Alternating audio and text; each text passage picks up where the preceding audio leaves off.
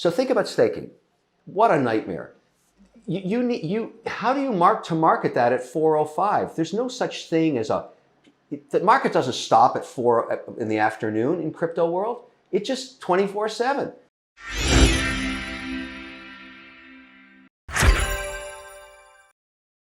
Mr. Wonderful, Kevin Leary, you there? I'm here. Great to be here. Always a pleasure. Are you in Miami? I am. I'm in Miami, right on the beach. Nice. Do you have pants on? No pants. I just gotta ask around. You had a recent trip to the Middle East, and you talked a bunch about Bitcoin and cryptocurrencies, regulation, infrastructure, et cetera. Tell us a little bit about the trip. Why'd you go, and kind of what was the conversation like with Middle Eastern investors? Well, the largest pension or sovereign funds in the world are in the Middle East, and I really wanted, there's policies that comes out of the region, but then there's also the opportunity to sit down and talk to the leadership there about what their intentions are in specifically Bitcoin mining. I was interested to see if there was a way to invest together, because what they're contemplating in some of these countries are sovereign mining operations, and so what is that going to look like? And so what I learned, and this is because you were talking about institutional adoption. So let me tell you what I think is going to happen in the next 24, 36 months on this very topic. Once a sovereign fund decides it's going to invest in Bitcoin, it's going to want to mine it sustainably and ethically, because we've got a lot of controversy. It started last year. I remember at Bitcoin 2021 and the whole Elon Musk thing. We've talked about it a lot, the conversation around ESG and is mining Bitcoin going to be compliant with ESG mandates, specifically the Larry Fink letter, the largest asset manager on earth, BlackRock. And so this is what I'm getting out of this conversation, and the way I think I'm going to invest, because I've always wanted to open up my own mining operations, and I'm going to probably do it in this calendar year. So number one, is it approved by the community it's set up in, both politically and by the people that live there? What's the plan to give back to that community? So let's take a Nordic country, Sweden or Norway or something like that, where a lot of these adoptions are occurring. It's happening in West Texas too, but the whole idea is that you go to that town in West Texas and you have an agreement with the mayor and the city council. Like you're compliant with them to start off with. You're going to give back to the grid, whatever it's going to be, to get them on board. Number two, can you keep the award? If when you get awarded a coin, can you keep it on the balance sheet so I as an institution can buy your equity? I don't have to buy the coin. I don't have to go to my committee and say I'm buying Bitcoin anymore. I just buy your stock, and now I own the coin, as long as you make the promise to me that you're never going to sell it. Because now I know it's being mined ethically. I know it's being mined with the community in mind. I know the political environment there is on board. I'm not breaching any regulations. And now I own the coin. And I get exposure to the price through the equity. I tell you guys, that's what's going to happen this year. You're going to see a ton of capital go into these new projects. Some of them will use old Chinese stacks because they're all exiting the country, all that equipment. And they're going to be set up in jurisdictions just like the way I described it, with the equity being the way the institution owns exposure to Bitcoin pricing. And those are the deals I'm going to invest in. So when you think about that, are there places in the Middle East that you think this will happen, or is it too hot there? Is the political climate not ready for it? Like, how do you think of the Middle East fitting into that? Because you mentioned the Nordic countries, you mentioned places like West Texas. Is the Middle East potentially a place? They got a lot of oil, they got a lot of power production going on there. Like, how do they think about it? Well, they also have nuclear power there too. They have excessive electricity available. It's about the cooling. You're right about that. There may be a way, and this is being explored by a couple of ventures right now, to build the facilities way underground, underneath the sand, like way down. So the cooling becomes far more efficient. These are really, really large stacks. We're talking about big, close to $1 billion facilities. The way to start thinking about this, and I've come to the conclusion, is different jurisdictions. Let's take, if you're an investor like me, you've got to find jurisdictions where they're compliant with the local regulator. Now, the most advanced in my mind right now is Canada. Canada was the first to allow you to do an ETF with Bitcoin as the underlying asset. Then they opened it up for Ethereum. Now they have multiple ETFs in that jurisdiction that people from all around the world are investing in, compliant with the regulator. They just licensed the very first market crypto exchange, the very first in Canada. I know that because a company I'm involved in called WonderFi bought it last week for about $160 million. It's the first of its kind. This allows institutions or individuals, right now it's focused on Ethereum and on Bitcoin, but it's going to expand. The mandate will expand. And so it allows for people to set up accounts and actually do price discovery on an exchange. So we're very excited about that. So it got me thinking, where else is this going to happen? What other jurisdictions are going to open this up and licenses are going to be granted? Eastern Europe, Nordic countries, Middle East region. So I'm on an airplane all the time now. I'm going to meet with regulators saying, look, this is what we did in Canada. Can we do this here? And when they say yes, I'll invest there too. I want to be in the exchange business. Why? Because I'm agnostic to price. The more volatility there is, the better it is for me. So if I make 8 or 10 or 12 basis points every time you're trading, I'm in a great place. It's the picks and shovels of the future of Bitcoin and digital currencies and payment systems. I want to be part of the exchange. All right. Before we talk about the exchange, I have one last question about the mining. If I tweeted and said Kevin O'Leary is considering investing in an underground desert Bitcoin mining facility, would that be like an accurate statement? Not yet. Not yet. Not yet, because the technology has not been proven. It's being conceptualized, but the reason you don't see a lot of stacks in Middle Eastern or desert countries is what you pointed out at the beginning, Pomp. The heating costs are brutal. I mean, or the cooling costs are insanely, brutal. So it's not time yet because it hasn't been proven. But each year the technology advances. If there is a cooling system that makes sense, they're going to discover it. Because most sovereigns want to mine Bitcoin on their own land, where they have control of it, where they can do it ethically and according to the regulators' rules. Most people would want to do that. Now, West Texas and the governor in Texas, as you well know, has embraced crypto, specifically Bitcoin, and there is a ton of capital going to West Texas right now, right down to the town level. And so there's multiple projects there, and I think you're going to see a lot of capital. And there's a big initiative on right now to find an American manufacturer for stacks so we don't have to buy everything from China for obvious reasons. China's got itself in a little hot water here and there, as you know, but we don't have that yet. So there's a lot to have happen. I think this will be discussed all through 2022. This is where the puck is going. So I've never told you this story before, but I went to Kuwait. I think it was in 2018, maybe. And while I was there, I was at an event, very well put together. And there was both foreigners that were visiting for the event and also Kuwaitis. And one of them said to me, hey, do you want to see a Kuwait Bitcoin mine? And I was like, you got a Bitcoin mine? And he was like, yeah. And so we went to dinner, and then afterwards we went to this Bitcoin mine. And it literally was in a warehouse basement. So like we went to this warehouse. It was kind of, you're like, all right, where are we? And then they brought me down to the basement and they showed it to me. And it wasn't a huge operation, but it was big enough. And I remember asking him, why are you in the basement? He said, well, one, we might not want everyone to know that we're doing this here, but also two is there's much more kind of cooling capabilities down here. So not quite underground in the desert, type thing, and not quite the skill you're talking about. But, years ago, there was people who kind of as an individual or a small business were trying to figure this out. So it's cool to kind of see that it's evolved to the point where now you're talking about large billion-dollar facilities still trying to conceptualize this and put it into effect. Now, tell me about the WonderFi deal. So just so everyone understands this, my understanding is that the Canadian regulators went ahead and they said, okay, we are going to actually approve a regulated exchange to trade in Canada, in the Canadian markets. And WonderFi and you decided that you were going to be very opportunistic here. And you went ahead and bought that license so that now you own the only regulatorily approved, publicly traded Canadian crypto exchange. Is that fair? The history of the BitBuy deal is WonderFi itself had already made a bet on BitBuy, became an investor in a private round. And so they already were exposed to it. But it was before the license was granted. There was a lot of speculation that they would be granted that license. It wasn't done yet, but you're taking a chance and you're betting on it. Great management team, fantastic guys running it, really knew what they were doing. And it amassed 375,000 accounts because they were just a dealer broker at that time like any other. But the exchange, the market exchange license was unique and new and the first of its kind. And so we already knew the management. I was really attracted to the model, the whole idea of having an exchange. Because if you look around the world, NASDAQ, New York Stock Exchange, the London Stock Exchange, the Zurich Borg, all of these places are where you discover price.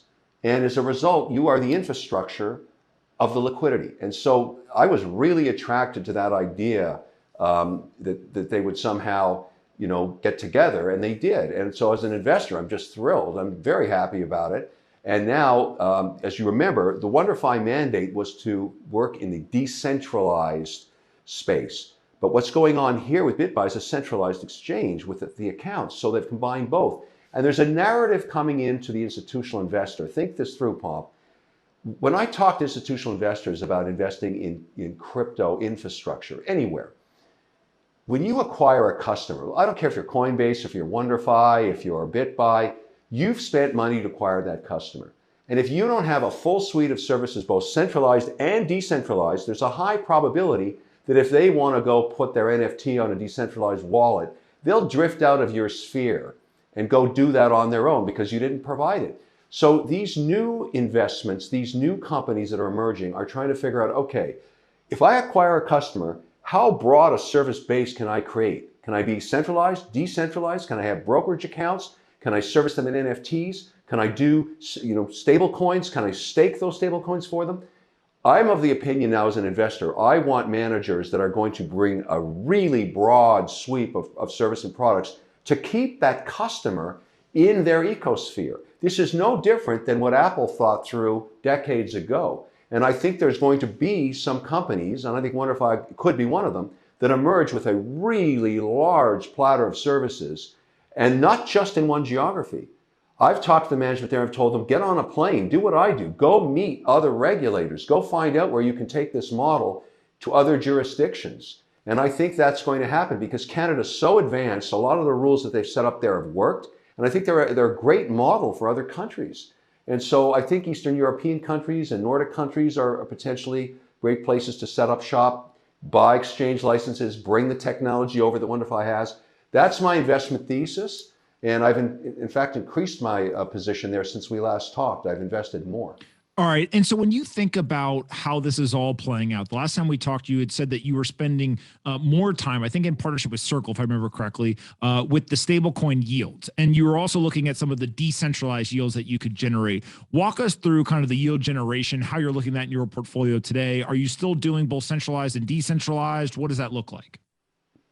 Right now, I'm primarily centralized on my staking and lending. And so I'm using two platforms, and soon will be a third with BitBuy. FTX is my largest platform. Obviously, I'm an investor at FTX and a paid spokesperson. I have to disclose that.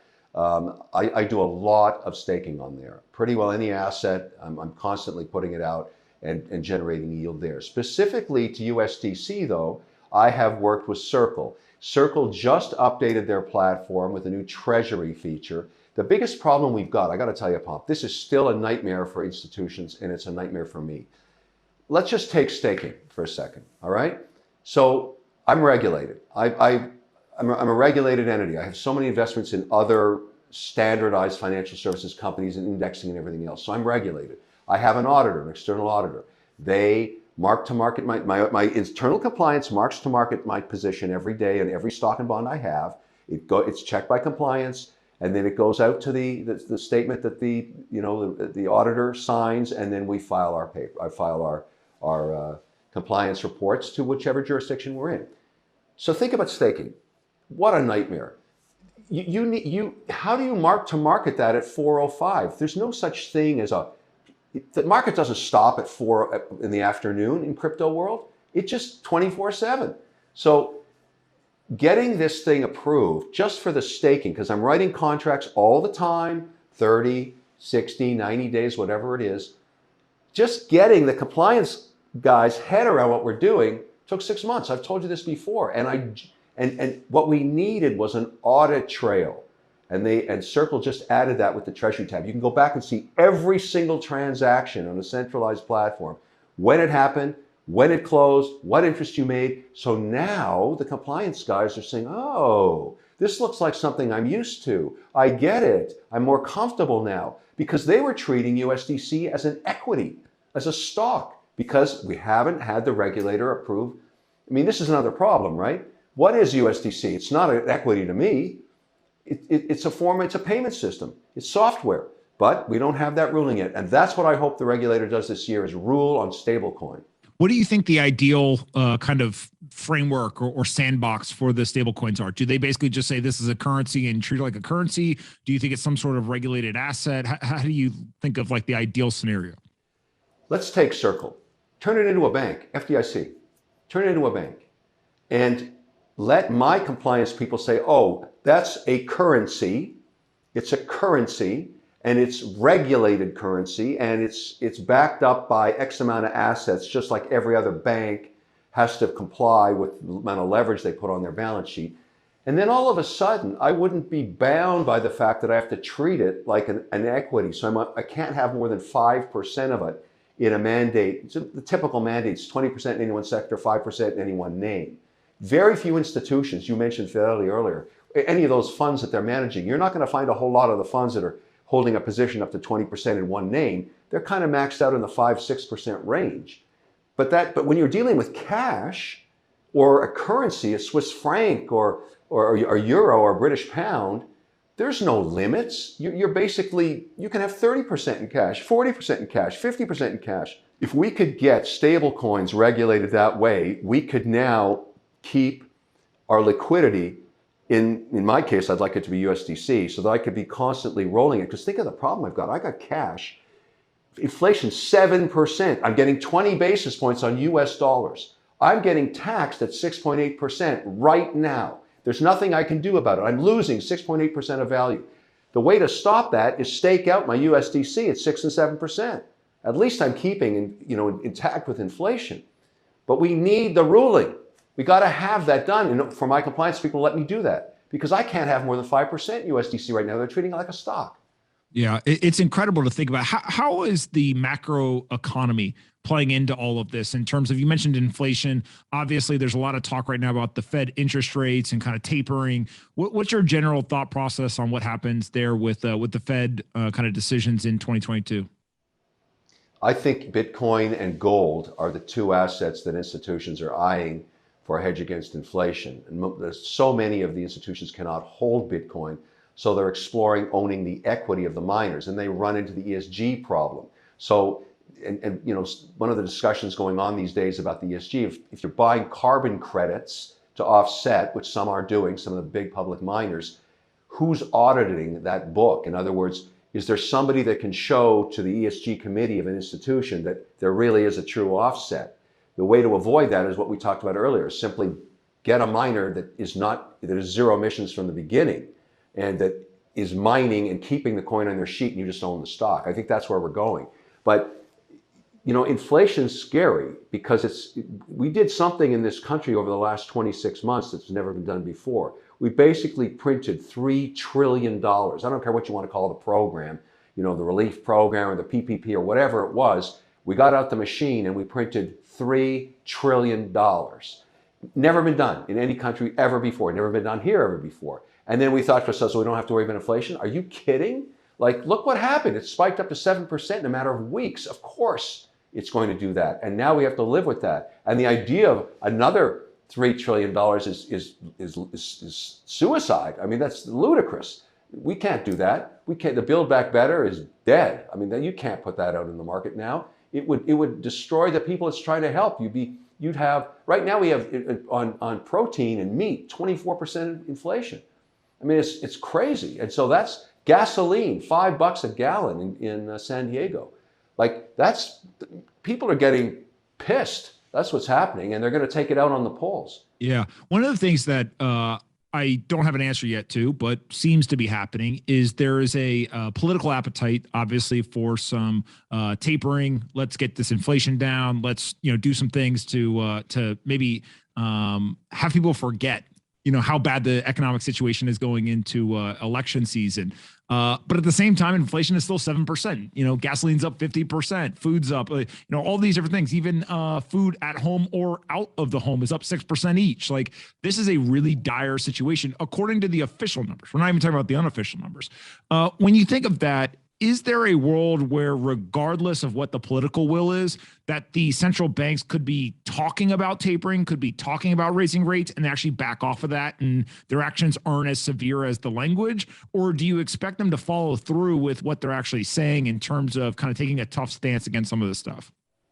It's a great question. That's why we have volatility back in the equity markets, because there are some pundits out there talking about 6 hikes in a row and some saying 2. So somewhere between those numbers, is reality. But you've also got this new pandemic, whatever you want to call this. This is kind of a different one than we had 12 months ago. But wow, there's a ton of cases. I mean, it's really sweeping through. Here in Florida, we have extraordinary numbers. They've shut down the province of Ontario and Quebec, virtually shut it down because they've got such a raging pandemic going through there. Switzerland in the same boat. I'm just talking with my dad over there. I wanted to go and visit them. They've got over 30,000 cases a day. That's close to what it was at the height of the original pandemic. So there's issues that I think, the Fed is looking at, saying, I got to balance this against what's really going on, and trying to figure out how fast does this latest round of pandemic burn itself out. I would like to think by July of this year, we're through this thing, and the economy is going to come roaring back. What I find so interesting, and this is probably a great way to look at it, in Q4, when analysts started printing, and Q4 was almost 6% GDP growth, extraordinary GDP growth. But they pulled back assumptions for Q1 down to just over 3. They basically cut it in half. I think this quarter that we're in right now, every index I've got, including private companies I'm invested in, so I see their tear sheets on sales, the economy is on fire. It's just booming. I bet you we're going to print north of 5% in this quarter. It's going to be much better than people thought. This is my own take on it, and it's going to really buoy the equity markets back up, because when you're talking 7% inflation, you do not want to be in fixed income. You want to be in something that at least keeps pace with inflation. That's equity. So I think it's going to be a pretty good quarter, but it also may mean that the Fed is hiking. But why are they hiking? They're hiking because we've got such a strong economy, and that generally does not offset the pace forward on constructive ownership of equities. The first few rate hikes generally do not destroy a bull market, and we are in a bull market.